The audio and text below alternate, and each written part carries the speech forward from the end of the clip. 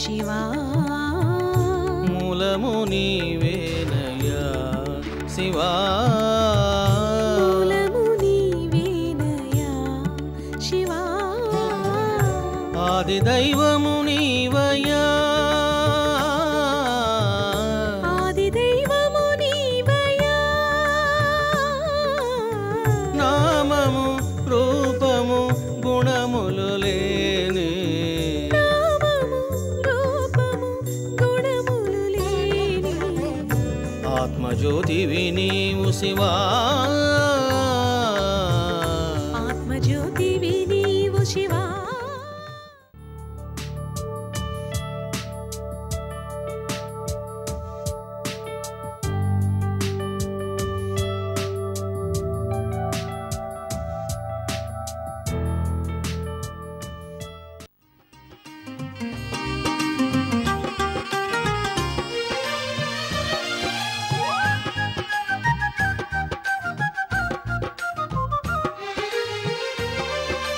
మోహనాశక పాప వినాశక సాయి దేవా మోహనాశక పాప వినాశక సాయి దేవా జ్ఞానదాయక మోక్షదాయక శిరిడి దేవా జ్ఞానదాయక మోక్షదాయక శిరిడి దేవా కల్పవృక్షమైన నీకు సరితూగలేదయా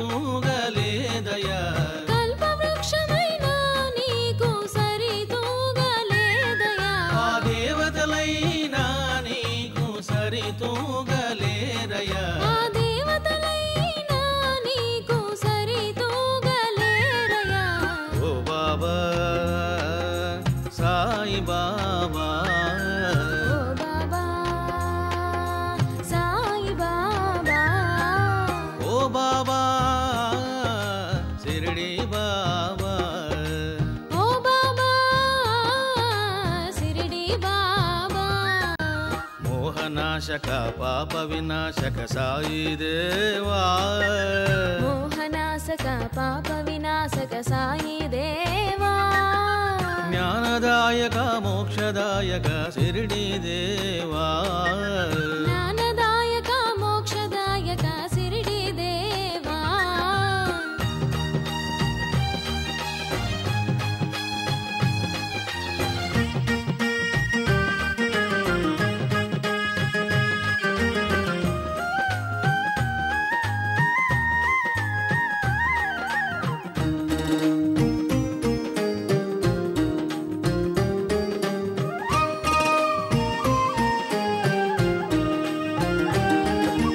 కోరిన కోర్కెలు మాత్రమే తీర్చును కల్పవృక్షము కోరిన కోర్కెలు మాత్రమే తీర్చును కల్పవృక్షము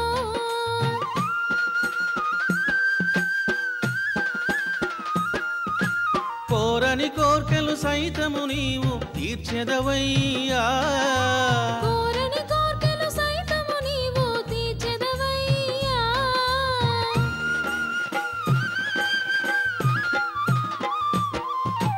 అడగనిచో అమ్మైన పెట్టదు అడగనిచో అమ్మైన పెట్టదు అడగనిచో అమ్మైన పెట్టదు అడగనిచో అమ్మైన పెట్టదు అడగకనే ఏదైనా ప్రసాదించే గురుదేవా అడగకనే ఏదైనా ప్రసాదించే గురుదేవా లేరయ్యా లేరయ్యా సాటి నీకు లేరయ్యా లేరయ్యా లేరయ్యా సాటి నీకు లేరయ్యా మోహనాశక పాప వినాశక సాయి దేవా మోహనాశక పాప వినాశక సాయి దేవా జ్ఞానదాయక మోక్షదాయక శిరిడి దేవా జ్ఞానదాయక మోక్షదాయక శిరిడి దేవా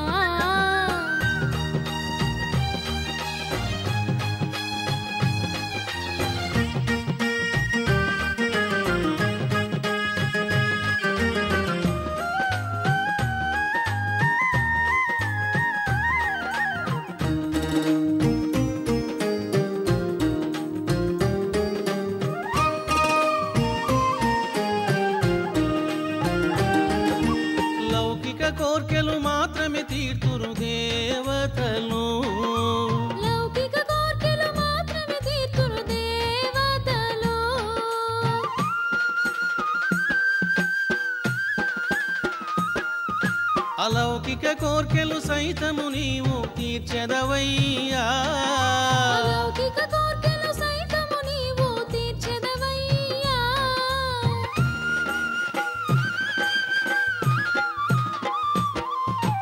కోరనిచో తండ్రైన తీర్చడు, కోరనిచో తండ్రైన తీర్చడు, కోరనిచో తండ్రైన తీర్చడు, కోరనిచో తండ్రైన తీర్చడు. కోరకనే ఏదైనా ప్రసాదించే సాయిదేవా, కోరకనే ఏదైనా ప్రసాదించే సాయిదేవా.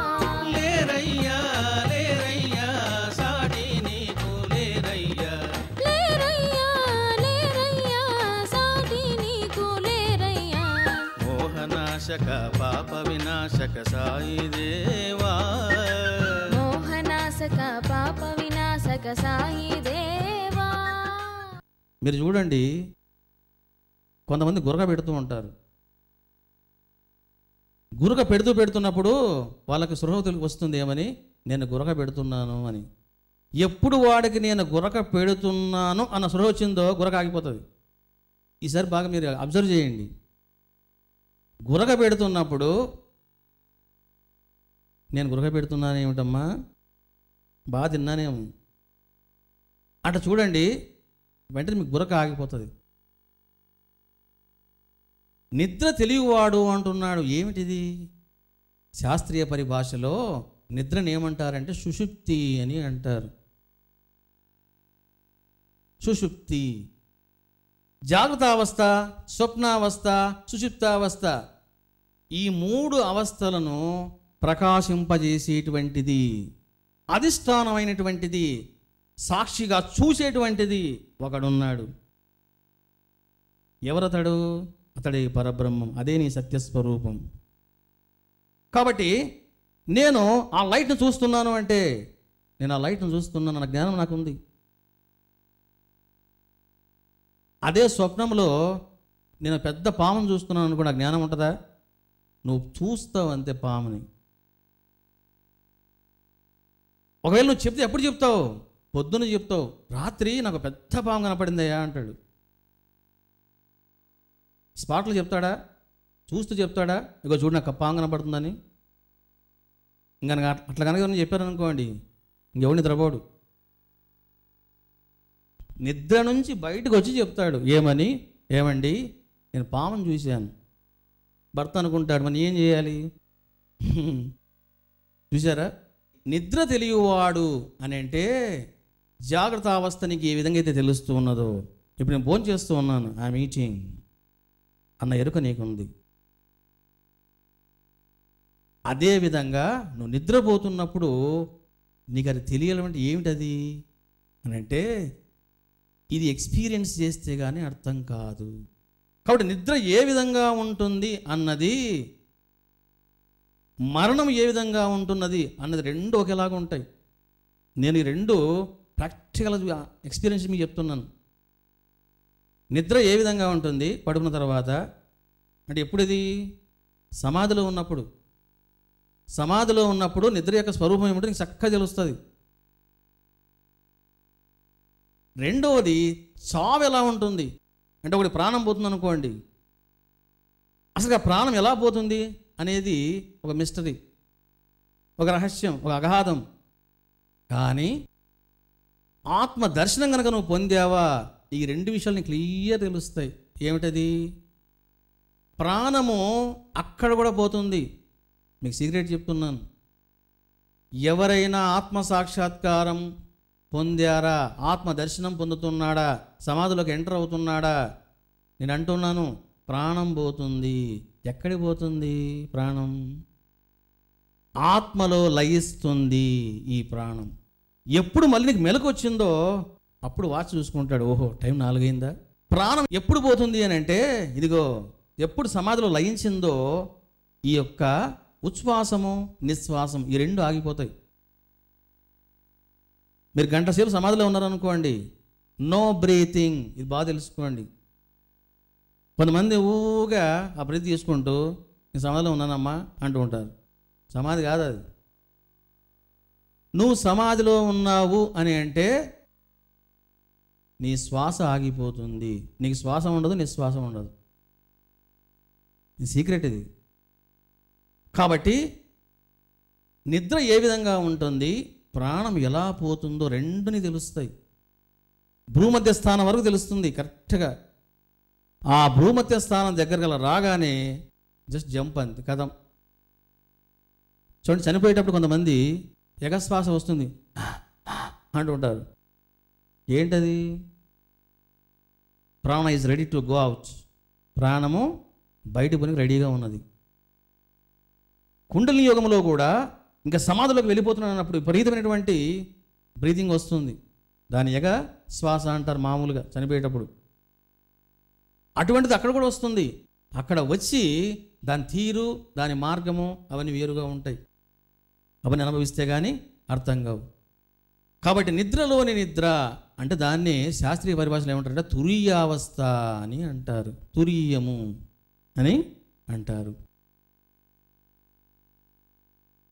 నీవు 100% ఆత్మస్ఫురణ కలిగి ఉండాలి అంటే ఆ బ్రహ్మము నేనే అన్నటువంటి స్ఫురణలో నువ్వు సదా ఉండాలి అన్నాను. ఎవడైనా గనక 100% ఉన్నాడనుకోండి, వాళ్ళని ఏమంటారంటే అవధూత అని అంటారు. కాబట్టి అవధూత అంటే నిర్వచనం ఏమిటి? బట్టలు లేకుండా తిరిగేవాడు అవధూత కాదు. కాబట్టి దిగంబరంగా తిరిగినంత మాత్రాన వాడు అవధూత కాదు. అవధూత అని అంటే he don't have the consciousness of anything. He don't have the consciousness of body. He don't have the consciousness of mind. He don't have the consciousness of the universe.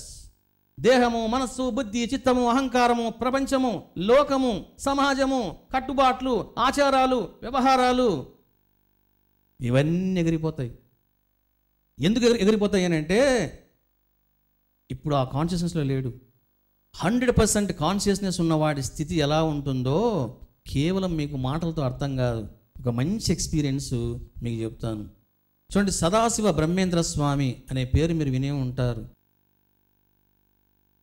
కొంతమంది ఈయన కీర్తనలు కూడా చాలామంది పాడుతూ ఉంటారు.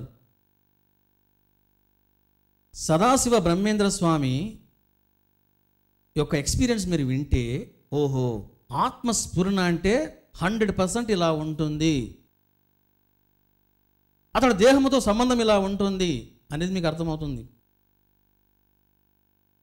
సదాశివ బ్రహ్మేంద్ర స్వామి ఉన్నటువంటి సమయంలోన హిందువులకు ముస్లిమ్స్కు గొడవలు బాగా జరుగుతూ ఉన్నాయి. కొట్టుకుంటూ ఉన్నారు, పొడుచుకుంటూ ఉన్నారు. అటువంటి సమయములోన దిగంబరంగా సంచరిస్తూ ఉన్నాడు సదాశివ బ్రహ్మేంద్ర స్వామి. ఒక ముస్లిము స్వామిని చూశాడు. ప్రక్కన ఉన్నటువంటి ఒక హిందువుని అడిగాడు, బట్టలు లేకుండా పిచ్చివాడిలాగా అలా వెళ్తూ ఉన్నాడే, అతడు పిచ్చివాడా నిజంగా అన్నాడు ముస్లిం. అప్పుడు హిందువు అన్నాడు, భాషా ఐసా నై బోల్నా, అతడు పిచ్చివాడు కాదు, అవధూత స్వరూపుడు అన్నాడు. క్యా అవధూత? ఏం అవధూత? బట్టలు లేకుండగా అలా తిరగడము, సభ్య సమాజములో ఆ విధంగా తిరగడము, అది నిజమైన జ్ఞానం అంటావా? దాని దైవత్వం అంటారా అంటాడు ముస్లిం. అప్పుడు హిందూ అంటాడు, భాషా నీకేమర్థమవుతుంది చెబితే? నీలాగా నాలాగా దేహం మీద ఆయనకు స్పృహ లేదు. నీకు నాకు ఆకలి వేస్తుంది, దాహం వేస్తుంది, ఆయనకు దాహం ఉండదు, ఆకలి ఉండదు, ఎలాంటి స్పృహ ఉండదు. నువ్వు ఆ విధంగా మాట్లాడకూడదు అంటాడు కోపంగా హిందూ. అప్పుడు ముస్లింకి చాలా కోపం వస్తుంది. హమ్ దేకింగే, అతడు నిజంగా మహాత్ముడో కాదో, పిచ్చివాడో నేను తెలుసుకుంటాను.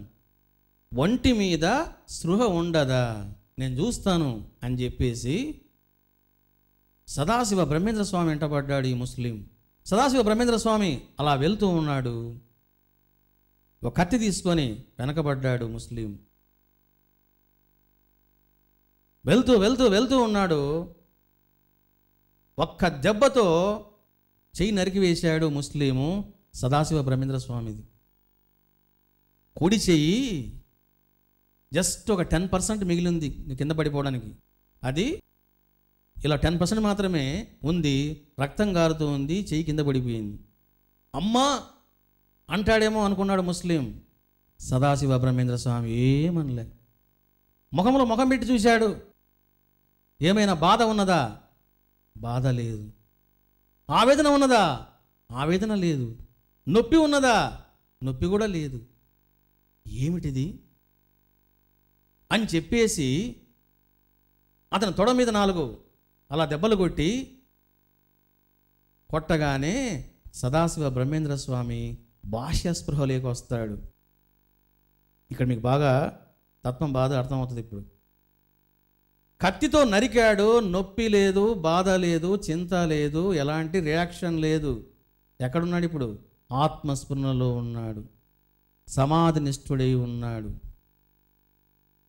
ఇప్పుడు మేల్కొలిపాడు ముస్లిం. ఇప్పుడు కళ్ళు తెరిచాడు Sadashiva Brahmendra Swami. Now he came to the state of anatmasphurana. ఇప్పుడు అనాత్మస్ఫురణలోకి వచ్చాడు. అప్పుడు ముస్లిం అంటాడు, ఏమయ్యా, నేను కత్తితో కొట్టాను, నీ చెయ్యి తెగిపోయింది, రక్తం కారుతూ ఉన్నది, నీకు నొప్పి కానీ ఏమి కానీ లేవా? నాకేం అర్థం కావడం లేదు ఇదంతా అన్నప్పుడు ఒక నవ్వు నవ్వుతాడు సదాశివ బ్రహ్మేంద్ర స్వామి. ఒక నవ్వు నవ్వి అద్భుతమైన ఒక గీతాన్ని ఆలపిస్తాడు ఆయన.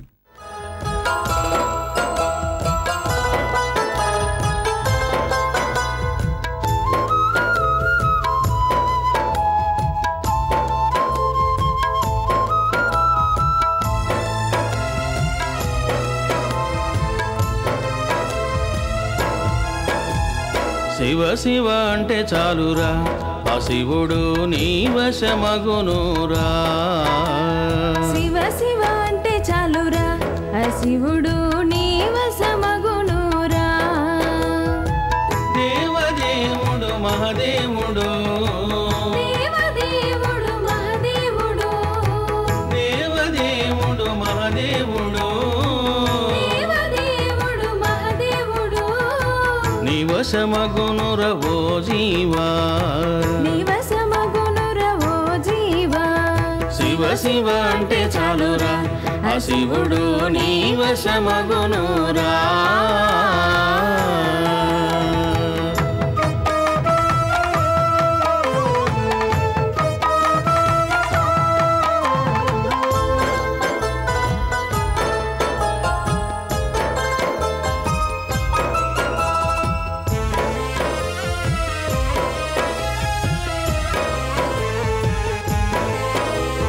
శుభంకరుడు మోక్షకారకుడు, శుభంకరుడు మోక్షకారకుడు, సులభ సాధ్యుడు దయాసాగరుడు, సులభ సాధ్యుడు దయాసాగరుడు,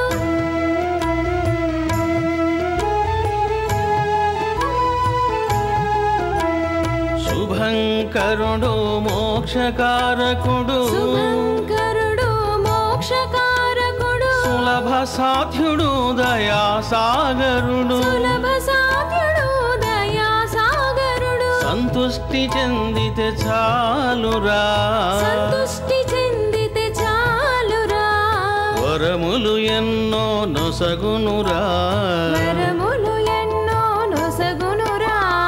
భక్తితో శివనామం, భక్తితో శివనామం చేయరవో జీవా, చేయరవో జీవా.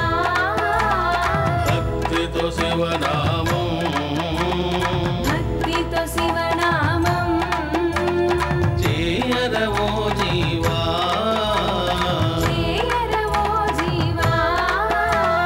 శివ శివ అంటే చాలురా, ఆ శివుడు నీ వశమగునురా.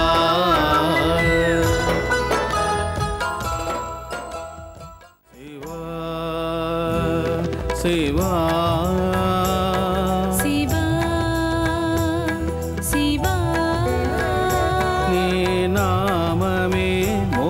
సుఖదాయకం నీ నామమే మోక్షదాయకం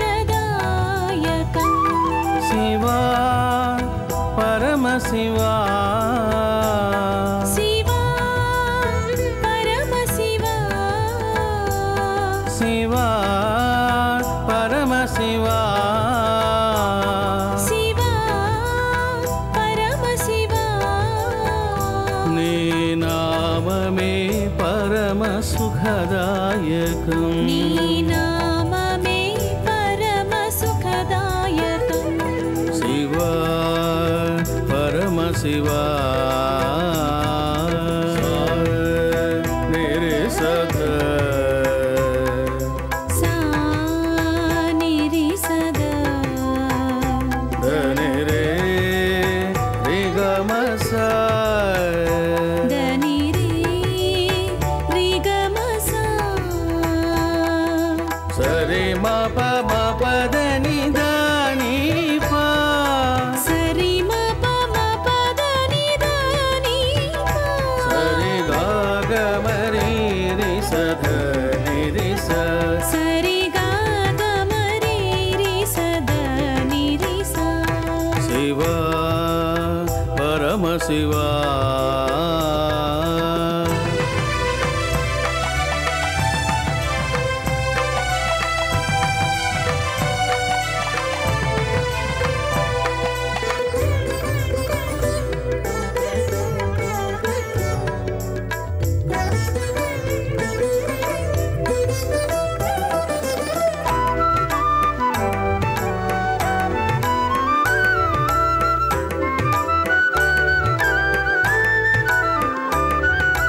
శ్రీరాముడు జపించిన నామం శ్రీరాముడు జపించిన నామం జయమును పొంది తరించిన నామం జయమును పొంది తరించిన నామం శ్రీకృష్ణుడు జపించిన నామం శ్రీకృష్ణుడు జపించిన నామం శ్రీకృష్ణుడు జపించిన నామం శ్రీకృష్ణుడు జపించిన నామం వరాలు ఎన్నో నొసగిన నామం వరాలు ఎన్నో నొసగిన నామం శివ శివ శివ శివ మహదేవా శివ శివ శివ శివ మహదేవా